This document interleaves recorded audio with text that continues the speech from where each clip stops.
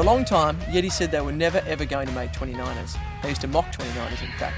And so when they finally did release their first 29er hardtail, they called it the Big Top, because before that, they'd always called 29ers circus bikes.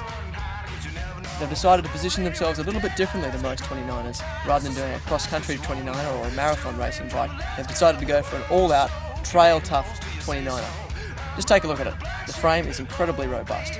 The frame weight is not light, it's well over 3 kilos, but there are some unique aspects. You've got a very tough 142x12 rear end to boost the stiffness, a tapered head tube up the front. You've got great cable routing for all-weather riding using a full-length housing the whole way through, and you've even got cable stops for an adjustable seat post. The most unique aspect of this bike, however, is the switch technology. The switch technology platform is all about using an eccentric pivot that changes direction as the bike moves through its travel. So it's designed to give it stable pedalling at one end and give it excellent big hit performance at the other, whilst minimising chain growth in between.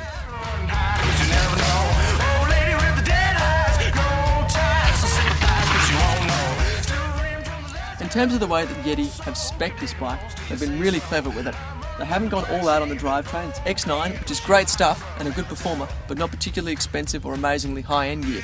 Instead, they've put the money into the areas where it really counts, the suspension. They've gone for a Fox F34 fork up front with the RLC damper. Now that is an absolutely primo fork, and with the 34mm stanchions and the 15mm axle, it is rock solid, which is something that you really need on the 29er with the longer fork legs. The rear shock is a Float RP23. Now both fork and shock have been given the lustrous gold Kashima coat treatment, which keeps suspension stiction to an absolute minimum, making the performance over small bumps absolutely insane. A lot is made of the way that Yetis traditionally ride. They're fantastic handling bikes, and in order to get the SB95 to have the same kind of ride characteristics that defines other Yetis, there's a few things that Yeti had to do. In particular, they wanted to keep the dimensions of the bike nice and moderate. They wanted it to echo a 26-inch bike as closely as possible. So they've tucked that rear wheel in really short. They've also given the bike a slacker head angle than you'd find on most 29ers.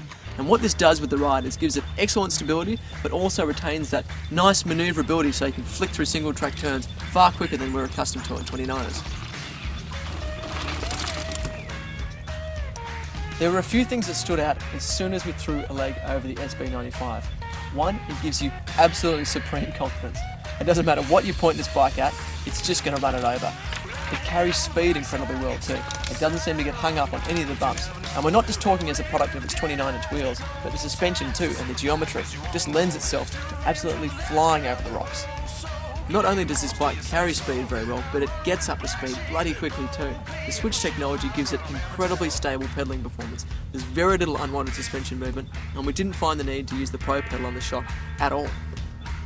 It's a pretty good bike when it comes to climbing too. The big wheels and the stable pedalling helps it find good traction and helps it roll up through those ledges and carry good momentum up climbs. But there is a lot of weight to the SB95, and this is probably its biggest drawback in our mind. This bike, as you see it here with pedals, weighs 13.7 kilograms, which isn't light for the price tag.